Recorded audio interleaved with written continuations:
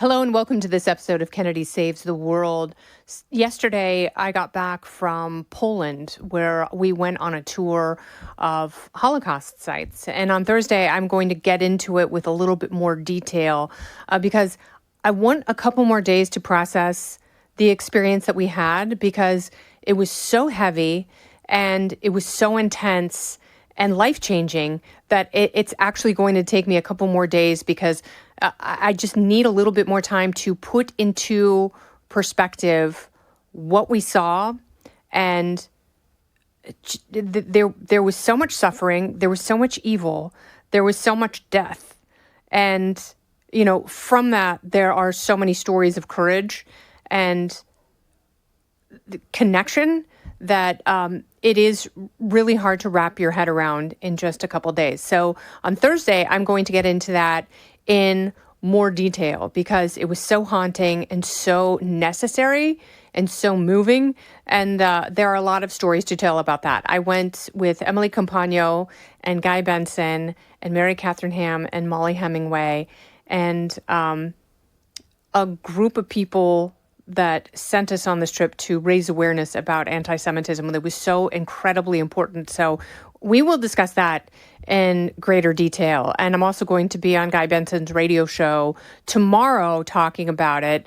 Guy was the one who really got a good group of friends of his together who also happened to be journalists. So we could really engage together and try and process as a group what we were seeing. And there are stories that will absolutely blow your mind, as they did mine, and I will discuss them with you in 2 days.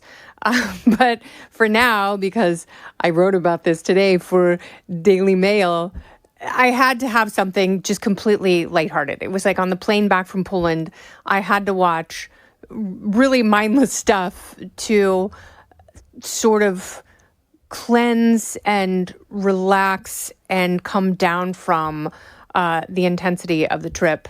And seeing Brigitte Macron face shove her husband with two hands to the point where his head completely snapped back.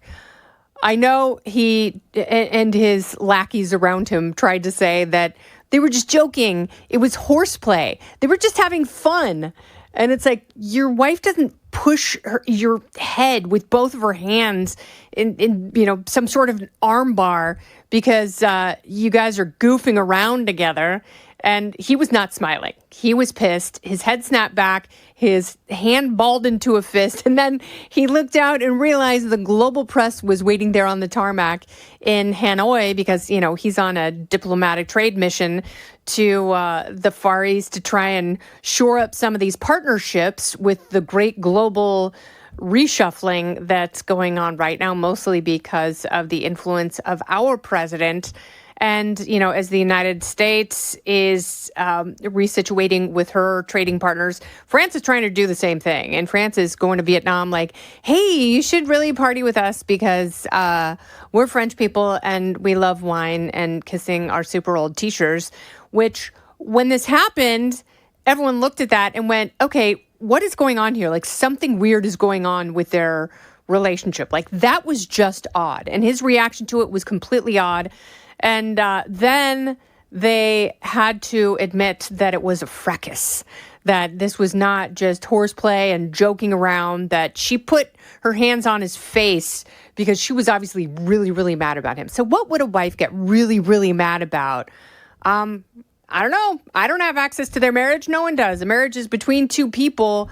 But I do know that wives tend to get mad when their husbands give someone else attention. Who knows if that was the case? Who knows who that was?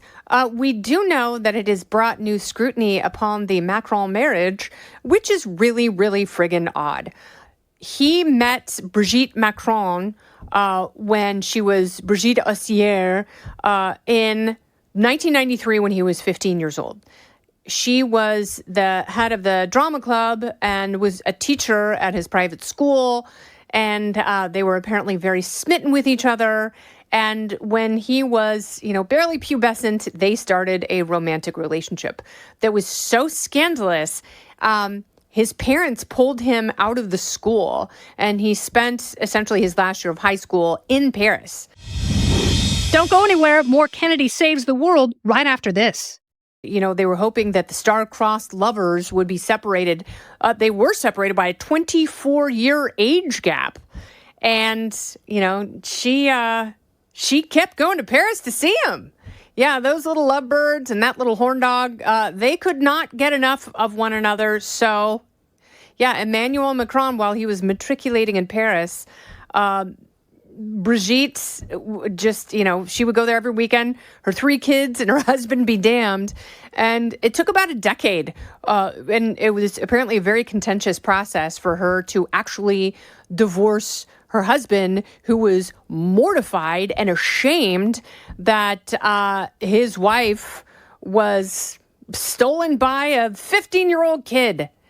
And he was probably hoping, like Emmanuel Macron's parents, that this whole stupid thing would run its course and he would get on with his life and she would come back to being a mother and wife. And that was not the case. So her husband basically became a total recluse. They divorced in 2006, finally, after 10 years of fighting about it. And then in 2007, Brigitte and Emmanuel were married and her kids were there. The husband was not. The husband actually died at the end of 2023 and they didn't publicize it. They didn't talk about it for 9 months. And then eventually, I think sometime in October, it came out that he had passed away and he was buried privately. He was never in public in 2017 when Emmanuel Macron became the president of France. He had been a public servant for a while. The people were trying to dig up his story, and the ex-husband wanted nothing to do with it because he was so embarrassed by the whole thing. He just wanted to disappear. He was absolutely humiliated. And there are a lot of Gen Zers who are discovering this story for the first time, and they're like, he was 15? It might have been 14 when they met. And they're like, ew, she was his 39-year-old teacher? Gross. Like, in this country, at this point in our history, she would have been called a pedophile. If, the least she would have been called would have been a predator. That, she preyed upon him and groomed him. And, here they are still together. And, it's like, he's only, 47? And she's 985, 47, 49, something like that. And, and she's now manhandling him because he is probably looking at her going, in a couple of years, he's like, I'm still going to be fit, probably going through my first midlife crisis. And she's going to be going through a late life crisis where I'm going to have to be pushing her wheelchair. That didn't occur to him when he was 15 and she was in her sexy 30s. But she's going to be 80 pretty soon. And he's going to be like, whoa, what the hell did I do? Because he never had kids with her. She had the 3 kids. And he's like, oh, that is fine with me. And speaking of which, one of her daughters was Emmanuel Macron's classmate in the private school where mommy was a teacher, a Catholic school. And somehow Emmanuel started porking this married mom of 3. And now he's getting beat up by Brigitte, who has just had her fill with his vanity and narcissism. And she was like, I made you. And he's like, I'm going to embalm you soon. That is crass, and that is very cruel, and I don't endorse that. And that's something that he said in my imagination, and I condemn him for saying that in imaginary terms.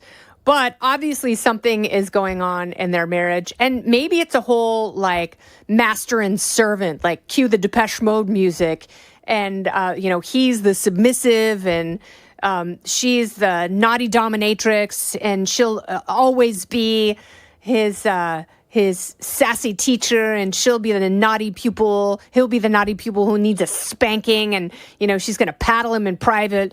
But for a brief moment, we saw that dynamic play out full bore.